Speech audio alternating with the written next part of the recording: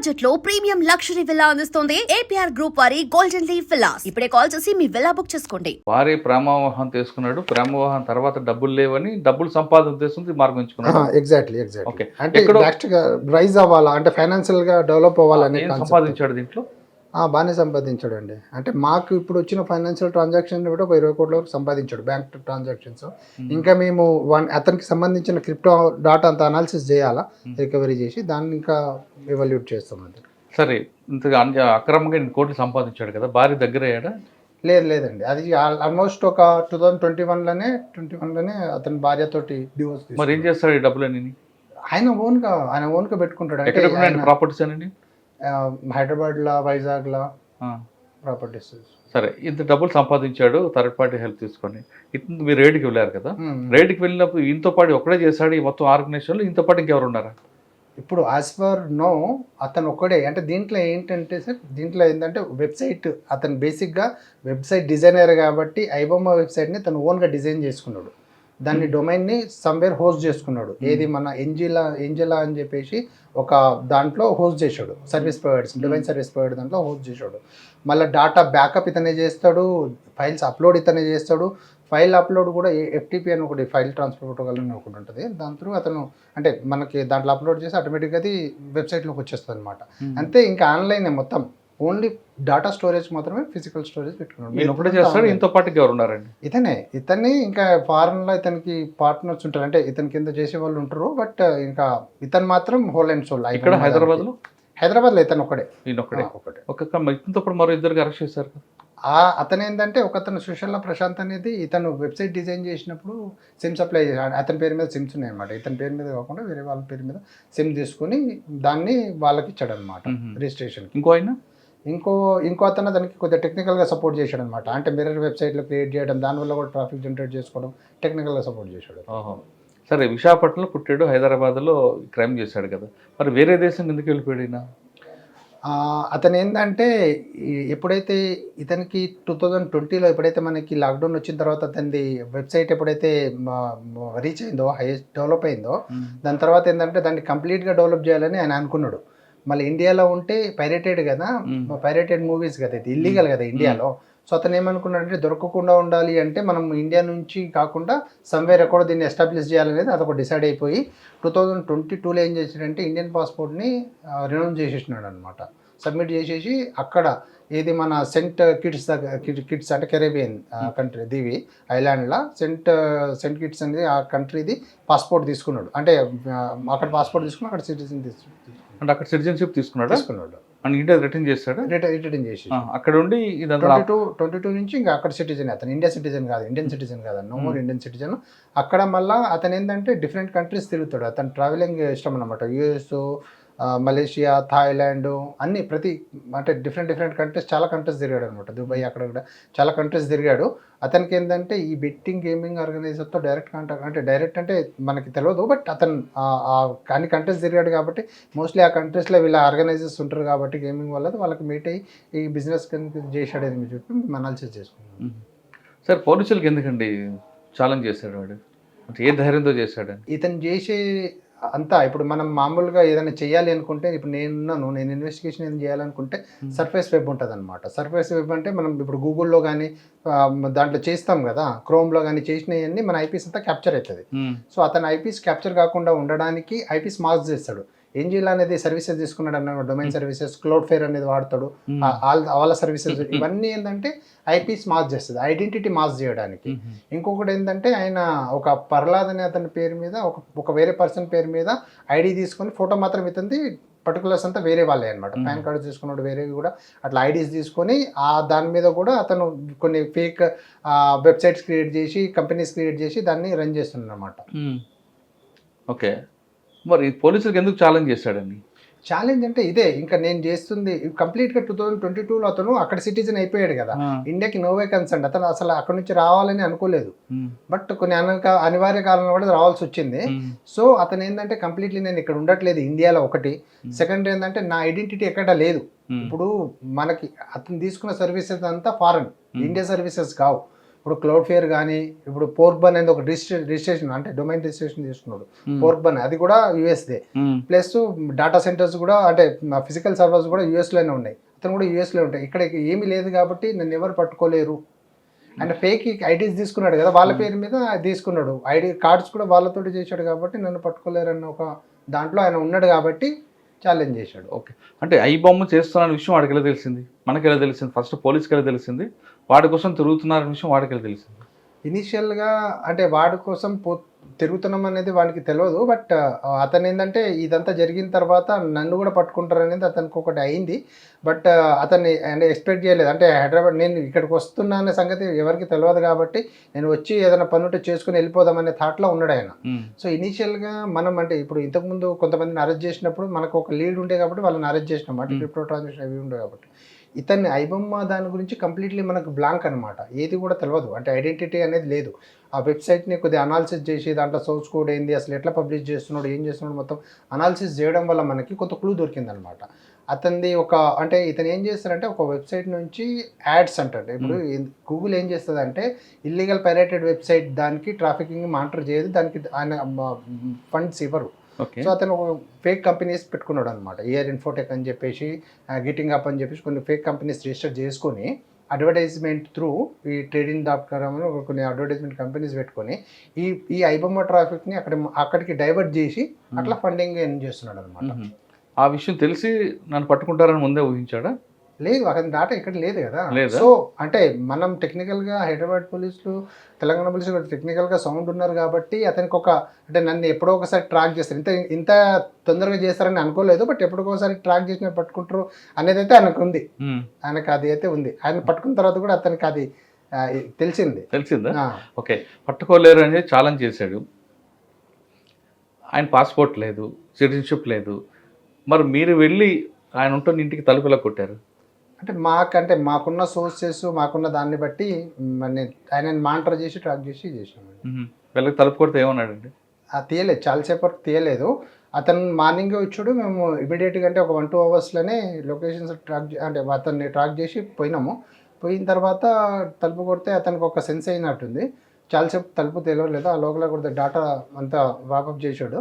So దాని తర్వాత తలుపు తీశాడు. ఇంకా గట్టిగా కొట్టేసరికి సెక్యూరిటీ వాళ్ళు కొద్దిగా అక్కడ మేనేజ్మెంట్ తోటి తీశాడు. తీసిన తర్వాత ఆ ల్యాప్టాప్స్ కూడా హైడ్ చేశాడు. అక్కడ బాత్రూంలో అక్కడ పైన పెట్టేశాడు. అక్కడ హైడ్ చేసి మొత్తం సర్చ్ చేసి ల్యాప్టాప్స్, హార్డ్ డిస్క్లు, సిపియూలు, మొబైల్ ఫోన్స్, అతన్ని చెక్ బుక్స్, అతనికి ఎన్ఆర్ఈ అకౌంట్, ఎన్ఆర్ఐ అకౌంట్ రెండు ఉన్నాయి. Cheque books, cards, debit cards, credit cards మొత్తం అంతా రికవరీ చేసినాడు. ఆయనతో పాటు ఎవరున్నారు ఇంట్లో? ఒక్కడే, సింగిల్ ఓన్ ఫ్లాట్. అది ఓన్ ఫ్లాట్. షాక్ అవ్వలేదా ఎవరు? ఆయన. అతను అంటే షాక్ అయ్యాడు. దేనికోసం వచ్చారు అంటే ట్యాక్స్ ఏమైనా ఎగ్గొడుతున్నా ట్యాక్స్ కోసం వచ్చారని ఆయన అదని అనుకున్నాడు. దాని తర్వాత మేము మాట్లాడే దాన్ని పట్టుకొని అనుకున్నాడు. దాని తర్వాత ఆయనకు ఒక అర్థమైపోయింది అనమాట. అంటే జిఎస్టీ ఆఫీసర్స్ అనుకున్నాడు. జిఎస్టీ ఆఫీసర్స్ అనుకుని తీయలేదు అని అంటాడు ఆయన. మిమ్మల్ని చూసాక మాట్లాడాక ఏమన్నాడు? మాట్లాడాక ఆయనకు అర్థమైపోయి ఇంకా చెప్పాడు. ఆశ్చర్యపోయాడు చెప్పాడు. ఇంకా అంటే చెప్తున్నాడు ఆయన. అంటే నేను అంటే మనం ఇంతకుముందు పెట్టిన ప్రెస్ మీట్లు కానీ ఈ పైరసీ దాని గురించి మొత్తం న్యూస్ అతనికి ఉంది, అండర్స్టాండ్ ఉంది. ఒక సినిమా, ఒక పిక్చర్ ఉంది ఆయనకి ఆయన మైండ్లో. సో అతను ఫస్ట్లో అనుకున్నాడు. బట్ దాని తర్వాత ట్యాక్స్ ఆఫీసర్స్ ఏమో అనుకున్నాడు అని అంటున్నాడు. బట్ ఎంతవరకు అది వాస్తవం తెలియదు. బట్ అతని తర్వాత ఒక 15 నిమిషాలు మనం మాట్లాడిన తర్వాత ఒక అండర్స్టాండ్ అయితే అయింది. దాని తర్వాత మేము రివీల్ చేసినాం. మీరు రివీల్ చేశారు. అప్పుడు పారిపోవడానికి దీనికి ప్రయత్నం చేయలేదు? లేదు, పారిపోవడం అంటే ఉన్నాం కదా, చాలా మంది ఉన్నాం కదా. అంటే అడ్మిట్ చేశాడండి? అడ్మిట్ చేశాడు. ఓకే. సాధారణంగా సిటిజన్షిప్ క్లాన్స్ లేని ఎలాగొచ్చాడండి ఇక్కడికి? మరి ఇండియన్ సిటిజన్షిప్ లేదు, పాస్పోర్ట్ లేదు, ఇక్కడ తిరగొచ్చు కదా మనం వీసా మీద వచ్చాడా? అంతే కదా. మనం ఎట్లా వేరే కంట్రీస్ పోతాము, ఆ టూరిస్ట్ వీసా మీద వచ్చాడు అంతే. ఆ వస్తున్నాడు విషయం ఎలా తెలిసింది మీకు? అదే మాకున్న ఇన్ఫర్మేషన్, మాకున్న నెట్వర్క్ దాన్ని బట్టి మేము ట్రాక్ చేసినాం.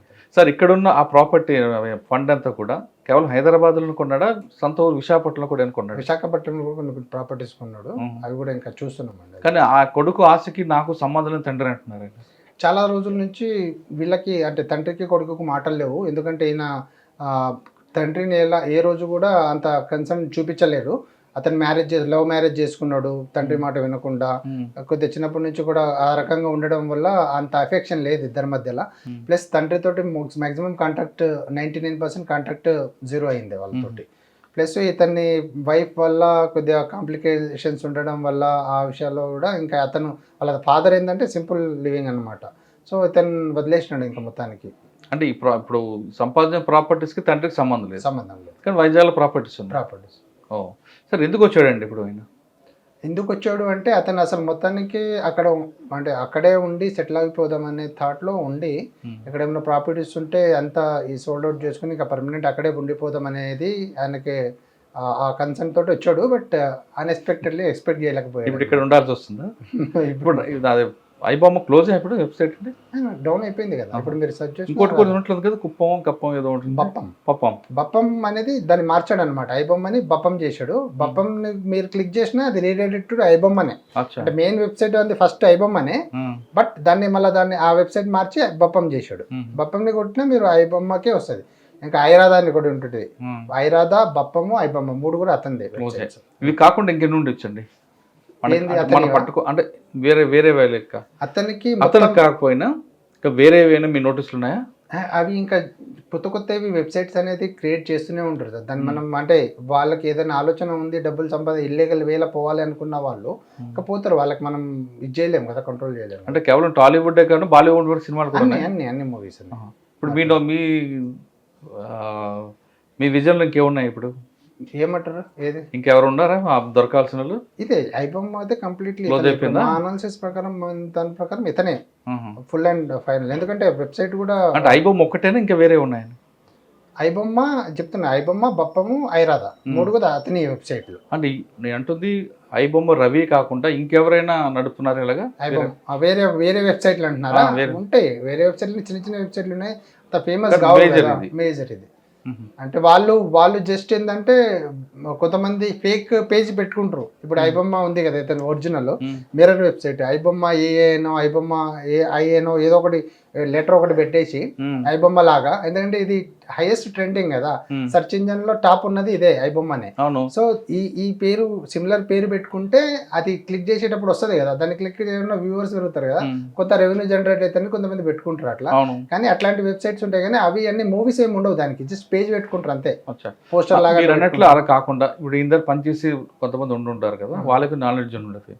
ఐబొమ్మ అని కాకుండా మీ బొమ్మ అని లేదా న్యూ ఐబొమ్మ అని కొంచెం సిమిలర్ పేరు పెట్టారనుకోండి, అందులో కూడా సినిమాలు అప్లోడ్ చేసి ఇప్పుడు ఇతనికి యాక్సెస్ అయితే మొత్తం ఇతనికి ఉంది. ఫిజికల్ డేటా సెంటర్ యాక్సెస్ ఇతనికే ఉంటుంది, అక్కడ సర్వర్స్ది.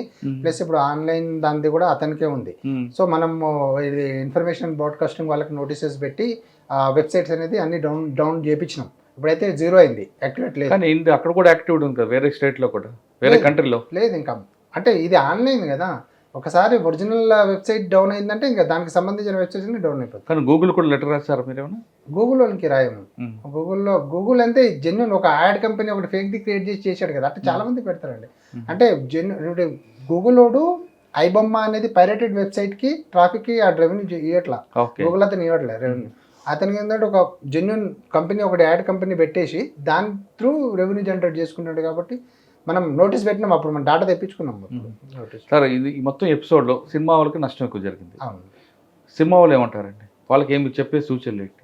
సినిమా వాళ్ళకి చెప్పే సూచనలు ఏంటంటే ఇంతకుముందు చెప్పాము, ఇప్పుడు కూడా చెప్తున్నాము. వాళ్ళు ఇంతకుముందు ఇప్పుడు ఇంత డబ్బులు అంటే కొన్ని కోట్లు పెట్టి సినిమాస్ తీస్తున్నప్పుడు దాన్ని థియేటర్ వరకు రీచ్ అయ్యే వరకు కొద్దిగా దాన్ని అంటే ఇప్పుడు మీడియా హౌసెస్కి ఇచ్చేటప్పుడు కానీ మీడియా హౌస్ వాళ్ళు కూడా కొద్దిగా అప్గ్రేడెడ్ సిస్టమ్స్ కానీ, ఏది ఓఎస్ ఆపరేటింగ్ సిస్టమ్స్ కానీ, విండోస్ కానీ, ఏదైనా సరే సాఫ్ట్వేర్ ఏదైనా ఫైర్ వాల్స్ కానీ ఏదైనా సరే కొద్దిగా అప్డేట్ చేస్తూ ఉంటే వాళ్ళకి ఏంటంటే అంటే ఏదైనా ప్రాబ్లం వచ్చిన ప్యాచెస్ కానీ అవన్నీ అప్డేట్ చేసుకుంటా పోతే ఎవరన్నా బగ్స్ ఇన్స్టాల్ చేయడానికి కానీ వాళ్ళ సర్వర్ని అంటే వాళ్ళ సర్వర్స్ అంటే ఇప్పుడు మెయిన్ సర్వర్స్లో డేటా అంటే మూవీస్ ఇచ్చినప్పుడు దాన్ని స్టోర్ చేసి దాన్ని కాపీయింగ్ చేసి అంటే ఇప్పుడు కొన్ని మీడియా హౌసెస్కి 1000 థియేటర్స్ ఉంటాయి.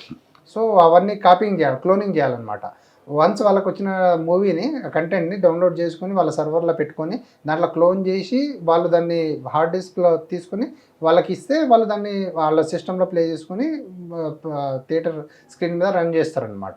సో ఈ మీడియా హౌసెస్ ఏంటంటే వాళ్ళు వాడే సిస్టమ్స్ కానీ సర్వర్స్ కానీ విండోస్ కానీ దాంట్లో సాఫ్ట్వేర్ కానీ కొద్దిగా అప్డేటెడ్ వర్షన్స్ పెట్టుకున్నారనుకోండి, ఎప్పటికప్పుడు దాన్ని ఐటీ మానిటరింగ్ అనేది ఉంటే, అంటే ఎప్పుడైనా అలర్ట్స్ వస్తాయి మనకి, ఫైర్ వాల్ ఉంటే మనకి ఫైర్ వాల్ ఉందనుకోండి, ఏదైనా థ్రెట్ ఎవరైనా ఇంజెక్ట్ చేసిన అనుకో, బగ్ కానీ ఏదైనా ఇంజెక్ట్ చేసినప్పుడు మనకి అలర్ట్స్ వస్తాయి అనమాట.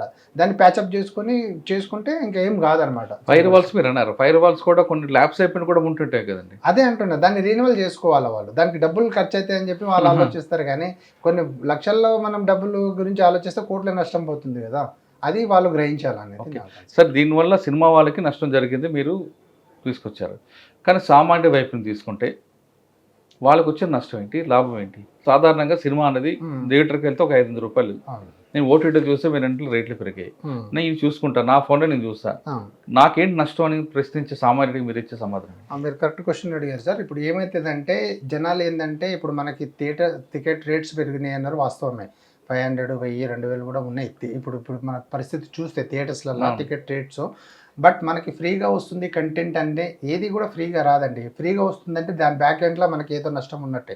ఇప్పుడు ఇక్కడ మనం చేస్తున్నాం, మనం ఒక వెబ్సైట్ లాగిన్ అవుతున్నాము, ఓకేనా, దానికి ఏదైనా మూవీ చూస్తున్నాం, డౌన్లోడ్ చేసుకున్నాం, సంథింగ్ చేసుకున్నాము, మన డేటా అనేది వాళ్ళు క్యాప్చర్ చేసుకుంటారు అనమాట.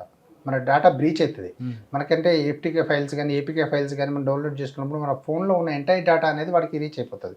వాడు ఛాలెంజ్లో కూడా క్లియర్గా మెన్షన్ చేసినాడు, 5 కోట్ల మంది డేటా నా దగ్గర ఉంది, జనాల డేటా నా దగ్గర ఉంది, మీరేమన్నా ఇది చేస్తే నేను దాన్ని ఇది చేస్తాను అని చెప్పేసి కూడా క్లియర్గా చెప్పాడు.